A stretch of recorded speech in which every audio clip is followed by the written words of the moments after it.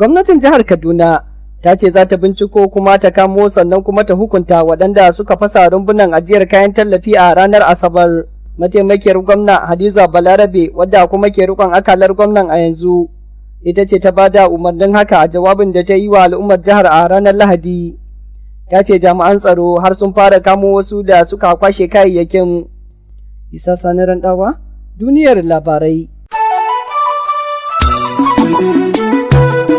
Gaba dai marhaba bikum kamfani. Kayan ado da kawata daki ga sunan ringis a katafaren kamfanin marhaba bikum. Kamar me da me ake samu a kamfanin domin kuwa muna da biki na kece raini. Marhaba bikum ingarman kamfani ne da suke sai da kayan sawa, material, laslas, atamfofi, shaddoji, boil, akwatunan hada lefe, takalman maza da mata, jallabiyoyin mata na kece raini, frame na kawata daki, labulaye da kuma turaruka masu kamshin gaske, ga kuma zannuwan gado 'yan Istanbul. Yanzu na ji magana malam, gaya mana adireshin su. Suna nan a cikin kasuwar Central Market Katsina idan aka shigo ta babbar kofar kasuwa. Hannun dama kwana ta farko a tambaya guda za a haɗa ka da Marhaba Bikun Company. Ga kuma lambar waya kamar haka: 08035161111 ko kuma 08065954900. Marhaba Bikun Company.